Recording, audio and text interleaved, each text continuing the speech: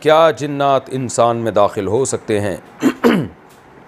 کیا واقعی جنات انسان کے جسم میں داخل ہوتے ہیں یا یہ من گھڑت باتیں ہیں؟ نعمان سجاول سے۔ جی جنات انسان کے جسم میں داخل ہوتے ہیں، اس کے دل پہ قبضہ کر لیتے ہیں، یہ بات قرآن و حدیث سے ثابت ہے اور مشاہدے پر مبنی ایک حقیقت ہے، لیکن یہ ریشو بہت کم ہے، لاکھوں میں کوئی ایک آدھ۔ عاملوں نے اس کو ایک دھندا بنا لیا ہے، روحانی عاملوں نے۔ عاملوں کے پاس آپ جائیں تو ہر آدمی پہ جن چڑیل بھوت بتائیں گے وہ۔ ہاں بعض دفعہ یہ ہوتا ہے ہوشیار ہوتے ہیں نا، تو وہ بعض دفعہ یہ کہہ بھی دیتے ہیں کہ اس پہ جن نہیں ہے، تاکہ لوگوں کو یقین آئے کہ یہ ایک نمبر عامل ہے، حالانکہ ہوتے وہ بھی 2 نمبر ہی ہیں، وہ اتفاق سے کہہ رہا ہوتا ہے۔ ہمارے ایک دوست نے اپنا واقعہ سنایا کہ میں کسی پیشنٹ کو لے کے عامل کے پاس گیا کہ اس پہ چیک کر کے بتائے جن ہے یا نہیں۔ عامل یہ سمجھا کہ پیشنٹ یہ صاحب ہیں، یعنی یہ خود آئے ہیں، کہہ رہے اس عامل نے میرا بنیان سوکھ کے کہا آپ پر اتنے جن ہیں، تو میں نے کہا کمبخت میں اس کو لے کر آیا ہوں، میں تو بالکل ٹھیک ہوں۔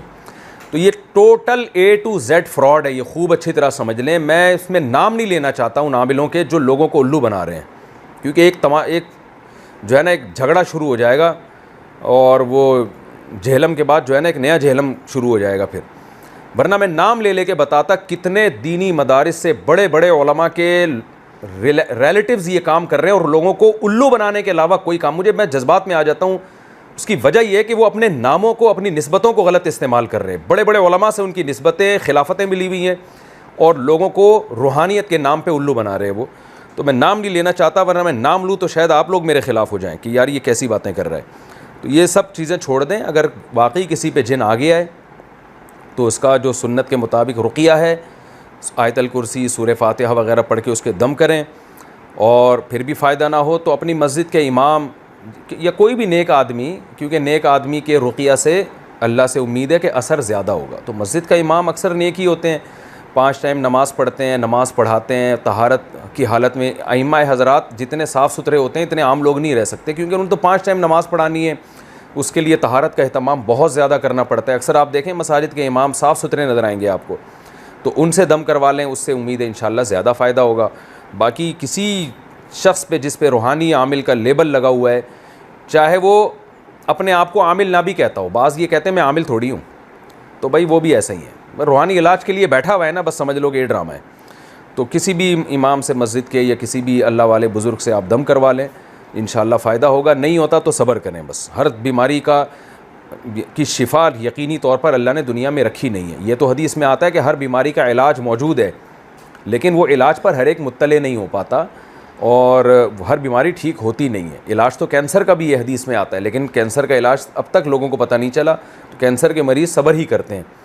تو اس لیے آپ نے اتنا علاج کرنا ہے کہ رقیہ کرنا ہے، جو دم درود ثابت ہے سنت سے، سورہ فلق، سورہ ناس وغیرہ پڑھ کے دم کر لیا، یا کسی مسجد کے امام کو دکھا دیا وہ دم کر لے، بس۔ اس کے علاوہ جو بنیان سونگھنے والے لوگ ہیں اور فضول قسم کی چیزیں کر کے بتاتے ہیں، ان لوگوں سے آپ دور رہیں۔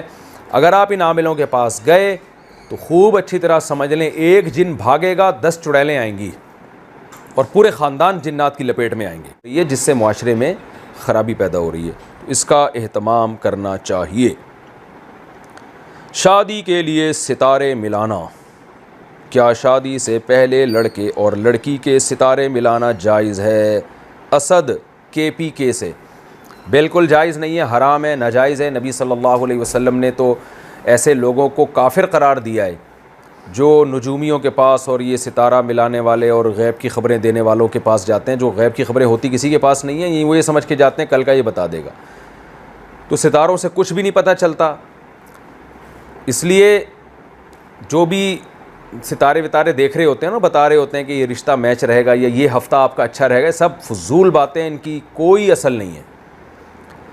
پہلے اخبار آیا کرتا تھا، اس میں وہ برج جدی اور برج سور اور پتہ نہیں برج جدی اور برج سور اور برج پتہ نہیں کیا کیا اس طرح کے وہ ہوتے تھے، میں بھول گیا۔ برج سرطان آپ کا جو ہے نا ڈیٹ آف برتھ کے لحاظ سے آپ کا وہ برج ہے، وہ تو اس میں آپ کا یہ ہفتہ ایسا رہے گا۔ سب ٹوٹلی A to Z بکواس ہے، 100% جھوٹ ہے، اور ان چیزوں پہ یقین کرنا کفر ہے۔ تو اس لیے اپنے آپ کو ان فضولیات سے بچائیں۔ لوگ پتھر بھی دے رہے ہوتے ہیں۔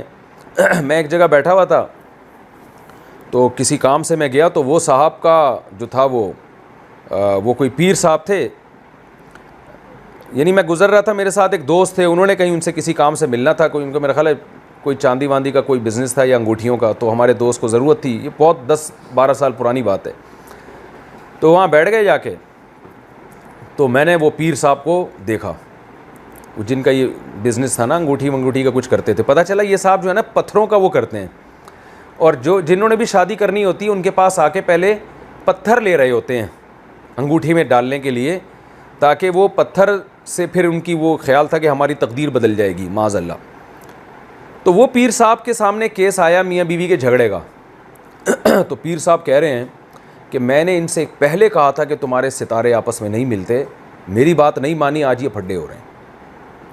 تو کیسی فضول قسم کی بات ہے، مجھے حیرانگی ہو رہی تھی، میرے ساتھ جو بندہ تھا وہ تو پڑھا لکھا آدمی تھا، تو یار پڑھے لکھے لوگ بھی ایسے لوگوں کے پاس جاتے ہیں۔ تو شادی کا تعلق، میاں بیوی کی شادی کامیاب ہو یا نہ ہو، اس کا تعلق ستاروں کے ملنے سے نہیں ہے، اس کا تعلق مزاجوں کے ملنے سے ہے۔ مزاج اگر ملتے ہیں تو شادی کامیاب ہوگی، مزاج ہی نہیں ملتے یا دونوں میں سے ایک حقوق ہی نہیں ادا کر رہا، اس کے دل میں اللہ کا خوف ہی نہیں ہے، تو پھر کامیاب نہیں ہوگی، چاہے دونوں کے سیم ستارے ہوں۔ تو اس لیے اللہ کا واسطہ اپنے آپ کو ان مصیبتوں سے نکالیں۔ آج کل رشتے ویسے ہی نہیں ہو رہے، ہمارے ہاں 50% رشتے استخاروں کی بھینٹ چڑھتے ہیں کہ استخارہ نکالا تھا، یہ لڑکا آیا ہی نہیں اس میں۔ فضول قسم کے استخارے جو آج کل جاہلوں کے ہو رہے ہیں، جو استخارہ سنت سے ثابت ہے وہ کچھ اور ہے، جو آج کل کیا جا رہا ہے وہ کچھ اور ہے۔ بار بار بتاتا ہوں، سنت والا استخارہ تو صرف یہ ہے کہ اللہ بہتر ہے تو مقدر کر دے، بس کچھ نکلتا نہیں ہے اس میں، اور اس استخارے کی واقعی فضیلت ہے جو سنت ہے۔ تو اس لیے پہلے ہی نکاح بہت کم ہو رہے ہیں، نکاح کو آسان بنائیں۔ سب سے بہتر نکاح تو وہ ہے جہاں آپ کی رغبت ہو۔ نبی صلی اللہ علیہ وسلم نے فرمایا لن تری للمتحابین مثل النکاح، دو محبت کرنے والوں میں نکاح سے بہتر کوئی بھی چیز نہیں ہے۔ تو مرد اور عورت جب ایک طرف مائل ہوں، دونوں ایک دوسرے کی طرف، یا لڑکا لڑکی ایک دوسرے کی طرف مائل ہوں، تو ستارے ملیں نہ ملیں تو ان چکروں میں نہیں پڑنا چاہیے۔ نبی صلی اللہ علیہ وسلم نے فرمایا یہ نکاح سب سے بہتر ہے، جو اور آج کل والدین اس کا بالکل خیال نہیں کر رہے ہیں۔ تو پہلے ہی نکاح نہیں ہو رہے، اوپر سے ستاروں کی بھینٹ چڑھا دیتے ہیں، کچھ استخاروں کی بھینٹ چڑھا دیتے ہیں۔ زنا کے لیے کوئی ستارے نہیں ملا رہا ہوتا۔ جس مرد نے جس لڑکی سے زنا کرنا ہوتا ہے، جس لڑکی نے جس مرد سے زنا کرنا ہوتا ہے، وہاں کوئی ستارہ وتارہ نہیں ملایا جاتا۔ تو زنا آسان ہوتا جا رہا ہے اور نکاح مشکل ہوتا جا رہا ہے۔ کیا جنات بن جائے صداقت ہو تو ایسی ہو، مزاروں غار کے ساتھی رفاقت ہو۔